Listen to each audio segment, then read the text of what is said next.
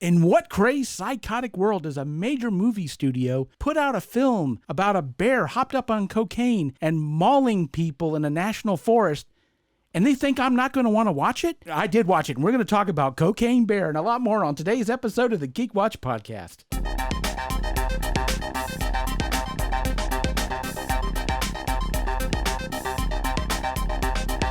This is the Geek Watch Podcast with Brian Hatcher and Mandy Petrie.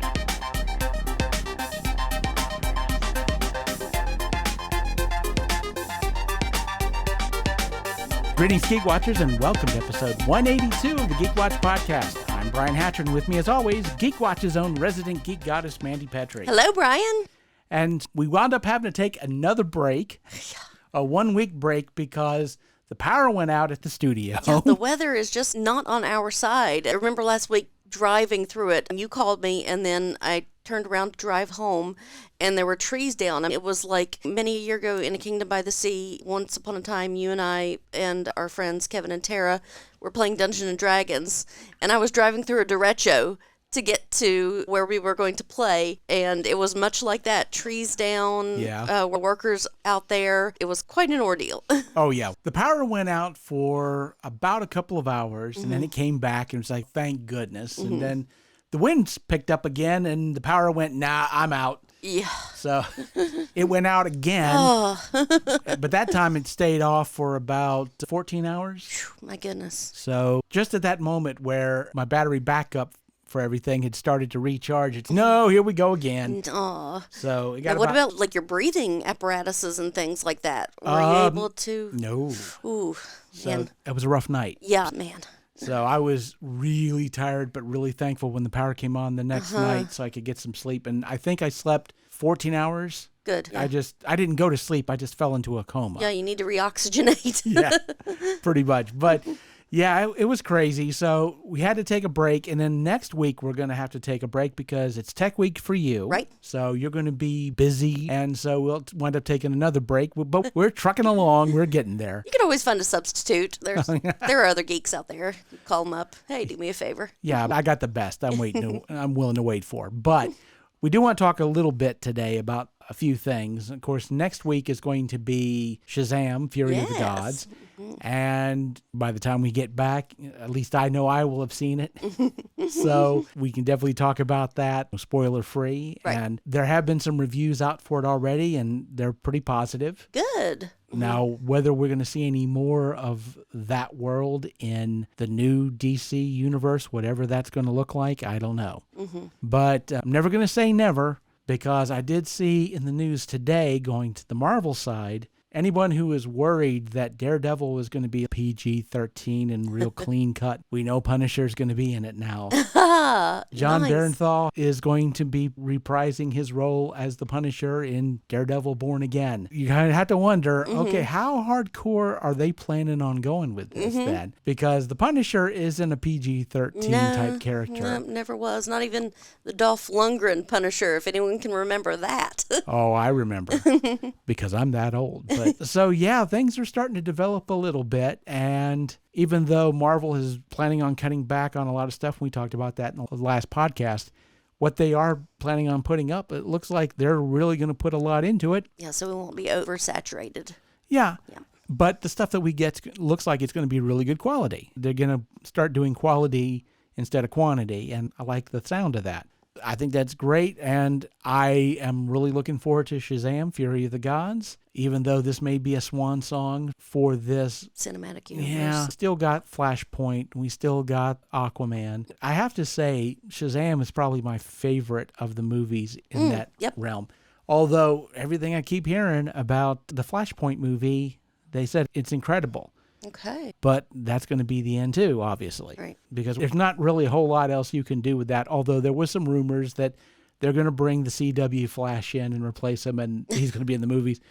Again, we've got some stuff coming down the pike, and it's going to be interesting to see what we finally get. Of course, in the fall, we'll get some Doctor Who, so that's going to be exciting. There's a lot to check out. Right. Now, I know you've been watching some TV and you've been watching The Last of Us. Yes. And you're caught up at this point. Yes, I am. So what do you think so far? There's certain things I do want to get your ideas on a few things because I haven't heard anything specific, but the general mood is that and I'll say this for some people, there are people that are really enjoying it, but there are some people saying it's starting to lose its momentum. What do you think about that?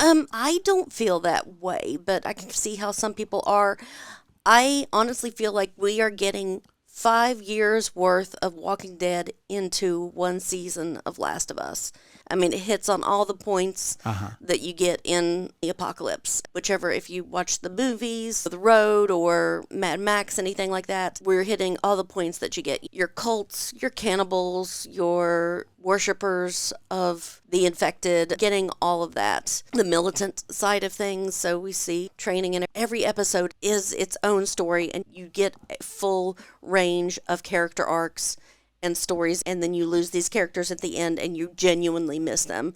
It's not someone shows up and just gets shot and then, you're like, oh, that was just an extra. I don't care. You care about these people, and they're always in your brain. Back from the first episode, you still have, her face in your head, remembering it. So I'm still enjoying it. I figure the people that are thinking that it's losing its momentum are in our generation, which we do have trouble with, that we want to binge everything right now. We don't want to wait. So having to wait a week for the next story, I can see that, but I'm not having trouble with it. Okay. Like I said, I'd heard some people saying that the later episodes are starting to lose steam, but as you were saying, it looks like a lot of these shows, they're double stuffed packed Oreos with no red shirts. You're going to care about them, and then we're going to kill them for good or for ill. Yeah, whether you enjoy that or you're into that sort of thing, there you go. So it sounds like, how many more episodes we got left on? Oh, I'm not even sure. You're just I'm just going, whatever they give me, I'm happy with.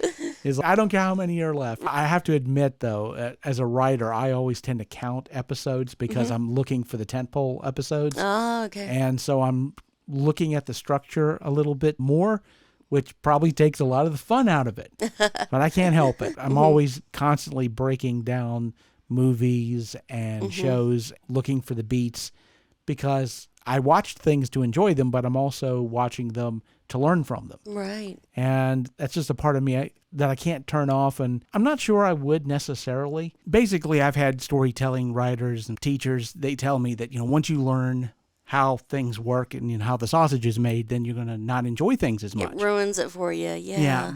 But here's the thing, though. One of the reasons why I like knowing those things is because I have saved myself a lot of time. Because if it's going to be really lousy, I know it right off the bat.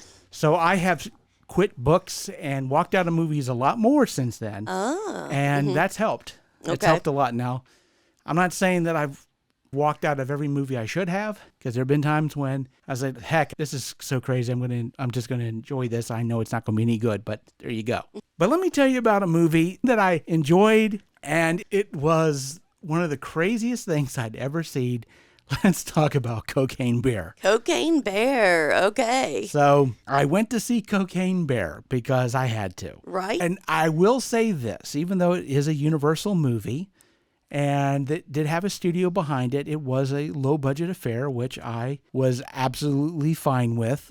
If for no other reason than the fact that if they had put money into this, especially enough money to say, give us an IMAX 3D version of this, I wouldn't have gone to Columbus because I wanted to. I would have had to. So I don't even want to say, I don't want to spoil anything. It's not like there's anything to spoil in the movie. It says it right in the title, like snakes on a plane. Here it is. Yeah, so this is basically that genre. It's funny till it's not. The fact that this is based on a true story. We're not going to see Sharknado in real life, maybe, but Cocaine Bear really happened. Here's the thing about it, too, is that it takes place in 1985. So automatically you've sucked me in, because that's, of course, when I graduated from high school. And so you had that moment, although there were a couple of times where there were some anachronisms where I knew that these were more 21st century remarks that people would have made. But I was fine with that. But it was the craziest thing ever. And it earned its R rating because you're laughing as this bear starts to maul someone.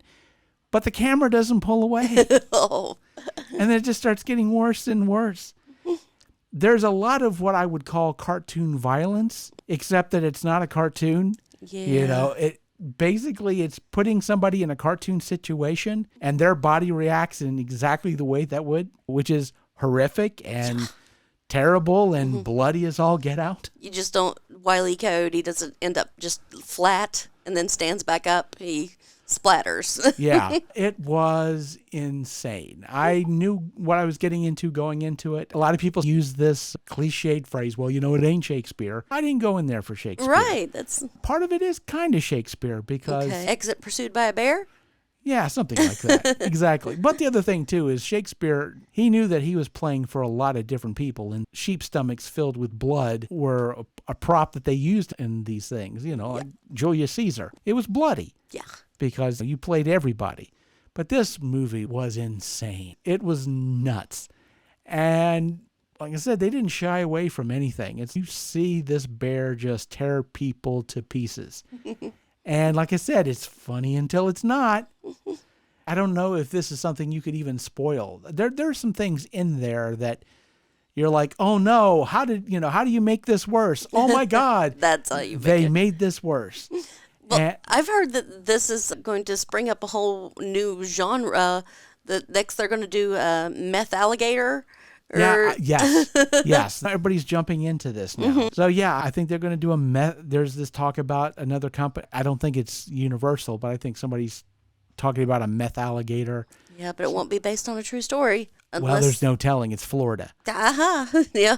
You know, anything that looks crazy, it's based on a true story if it's done in Florida. So this was everything I wanted this movie to be. It was insane. It was exciting. There was a lot of comedy in it. Ice Cube's son was in it. So what, didn't he do Anaconda? So that's a good legacy. His dad did Anaconda. That's what I meant. I'm sorry. Yeah, that Ice Cube did Anaconda. So now that his son's doing Cocaine Bear, it's a good monster movie legacy. There you go. Yeah. Yeah, that's a good point. Like when Janet Leigh did Psycho and Jamie Lee Curtis did Halloween, and yeah. So. Oh, absolutely. And Ray Liotta, this was his last movie before he passed away. So. Yeah, that was the thing. It's Ray Liotta. And he was just chewing up the scenery as a villain in this piece. Like, he does very good villains. Oh, and he's an amazing villain in this one. I think he did several Guy Ritchie villains, so... Yeah, he was amazing. There was a lot of just great stuff in there. There was some great character stuff. And the bear maulings were just... chef's kiss. They were amazing. And like I said, you did not pull away. Not necessarily a spoiler, but there is a guy who gets caught in a tree and he gets mauled. And the blood's just pouring down and he's just screaming. And you're watching it. Yep. You're watching it the whole time. And it's that cartoon situation where it's like you start laughing going into the tunnel. By the time you're out into the tunnel, you're like, oh. It's stop, just make it stop. And the thing about it is, again, when you put people in a situation where crazy things are going on, they start doing crazy things themselves. Literally, there's just no punches pulled in any of this. It really pushes you to the limits.